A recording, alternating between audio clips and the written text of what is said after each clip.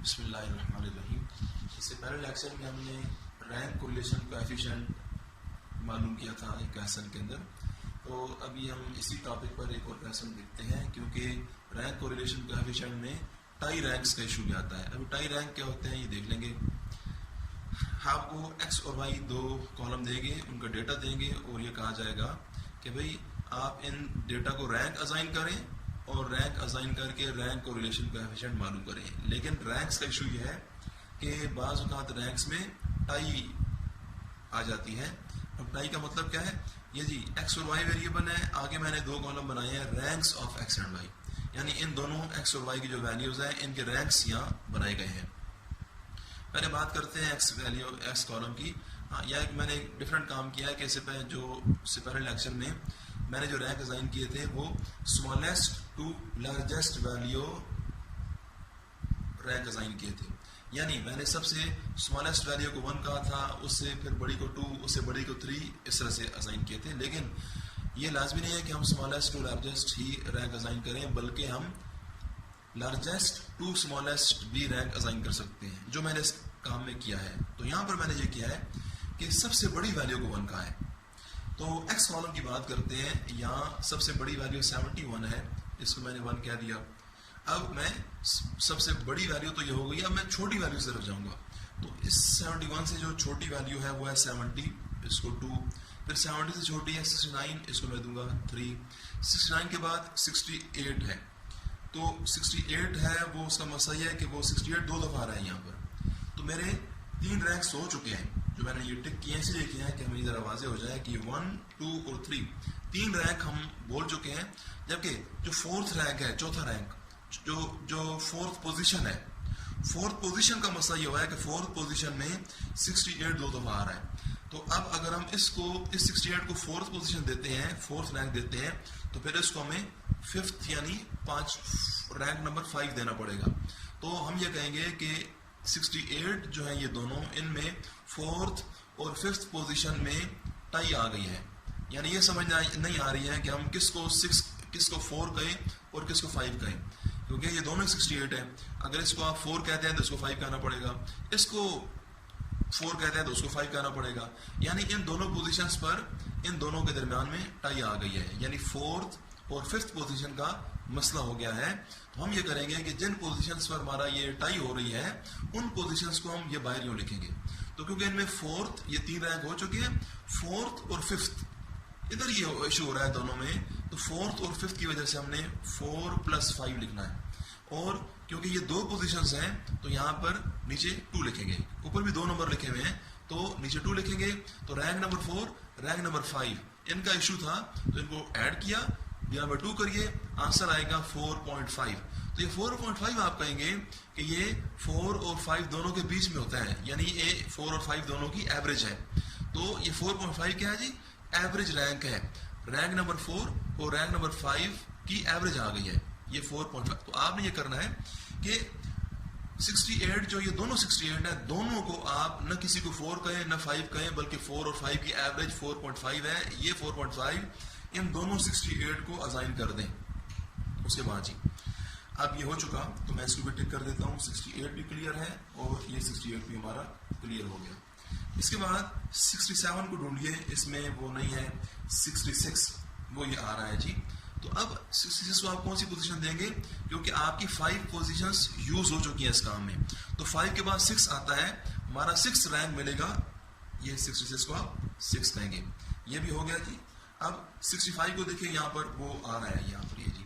तो ये 6 हो चुकी है इसके लिए, 65 को आप 7 कहेंगे, इसको भी टिक कर दिया कि ये भी हमारा हो गया। इसके बाद 64 आ रही है, इसका 8 हो गया, ये भी जी। 64 के बाद देखिए 63 ये आ रही है, ये होगी 9। इसके बाद आ रहा है ये 62, ये हो गया 10। इस तरह से हमारी ये 10 वैल्यूज हैं। तो रैंक्स सबको हमने असाइन कर दिए। ये जो था 4.5 और ये 4.5 ये टाई रैंक्स है।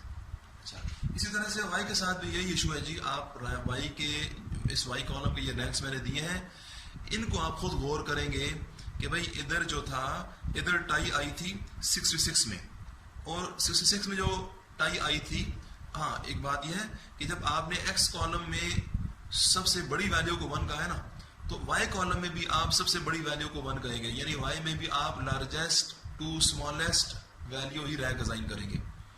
69 को 1 करेंगे, इससे फिर छोटी को 2, उससे छोटी को 3, इस तरह से करेंगे। लेकिन मैं यहीं पर बात करता हूँ कि y में 66 जो 2 दफा आ रहे हैं, तो इन दोनों की पोजीशन बनती है, आप जरा ये पढ़ लीजिएगा, इन दोनों की पोजीशन जो टाई आई है वो 5th और 6th पोजीशन पर टाई आई थी, यानी इसको 5 कहें या इसको 6 कहें, अच्छा इसको 5 कहें या इसको 6 कहें, यह मसला बन रहा था।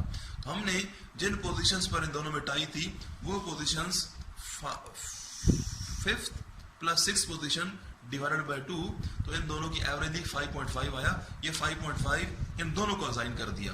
अब क्योंकि 6 तक हमारे रैंक्स यूज हो चुके हैं, तो अगला रैंक 7 आप असाइन करेंगे उस नंबर को जो 66 से छोटा नंबर है, यानी 65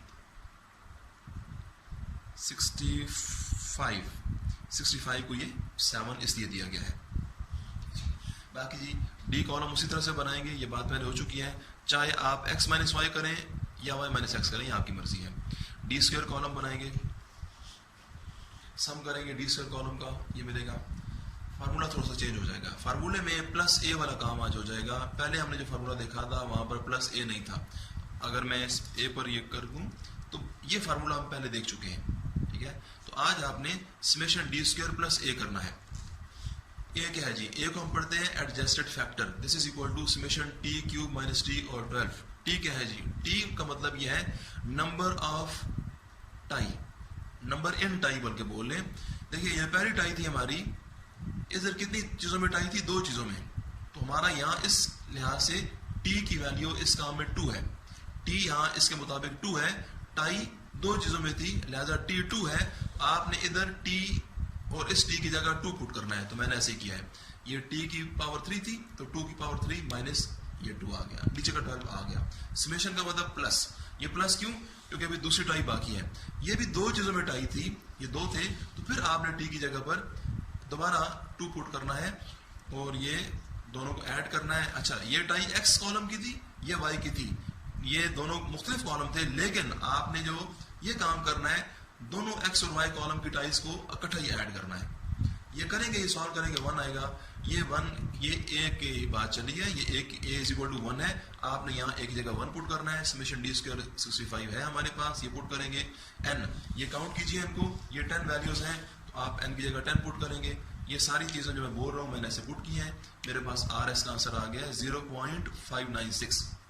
इसमें एक बात और करेंगे, अगर सपोज कीजिए कि हमारी टाई अभी तो मैंने 60, मैं यहाँ पर बात कर लेता हूँ एक्स कॉलम की ही, तो यहाँ पर मैं जो कह रहा था टाई आई थी 68 में, 68 2 दफा आ रहा था, लेकिन अगर 68 2 की बजाय 3 दफा आ जाए, 3 दफे भी आ सकता है, हो सकता है ऐसे। मैं ऐसे करता हूँ कि खुद ही यहाँ पर 66 को मैं 68 बना देता हूँ ताकि हम बात कर लें। अब ये क्वेश्चन तो मुकम्मल हो चुका है। अब मैंने ये क्या कि 68 जो है 68 3 दफा कर दिया। अब ये होगा कि आप ये करेंगे, अब फिर 4.5 तो नहीं होगा, जरी बात ये 4.5 तो पहले काम के हिसाब से था, इन्हें मैं सर्कल कर देता हूँ कि ये रैंक्स अब नहीं है। अब मैं खाली बोलूँगा यूँ कि भाई हमारे 71 को 1, 70 को 2, 69 को 3, अब 68 की बारी आ रही है, उसको हमने 4 कहना है, लेकिन 68 3 दफा आ रहा है, तो इधर इसको 4 कहेंगे, इसको 5 कहेंगे और इसको 6 कहेंगे, यानी पोजीशन नंबर 4, 5 और 6 में इन तीनों में टाई आ गई है। ये समझ नहीं आ रही है कि हम इन 3 68 में से किसको 4 कहें, किसको 5, किसको 6। अब आपने साइड पर लिखना है 4 + 5 + 6, क्योंकि अभी 3 पोजीशन में टाई है तो तीनों पोजीशन यहाँ लिखेंगे। जिन पोजीशंस पर टाई है वो पोजीशन बाहर लिखी, और अब आप इसको डिवाइड भी 3 पर करेंगे क्योंकि ये 3 चीजें हैं, तो इनकी एवरेज आप करके देखिए 5 आएगी। तो अगर यूं ऐसी सिचुएशन आ जाए कि जहाँ 3 चीजों में टाई पड़े, तो आपने तीनों पोजीशन बाहर लिखनी है, 3 पर डिवाइड करना है, जो आंसर आएगा वो आंसर आपने 5 यहाँ पर भी, 5 यहाँ पर और 5 यहाँ पर, यानी अगर हमारा ऐसा केस आ जाए तो फिर हमारा टाई रैंक सबको 5 दे देंगे, एवरेज रैंक हम सबको 5 असाइन करेंगे। तो फिर जब टी के यहाँ इधर आएंगे तो यहाँ पर भी आपने टी की जगह क्योंकि तीन चीजों में टाई होगी तो फिर आप टी की जगह 3 पुट करेंगे।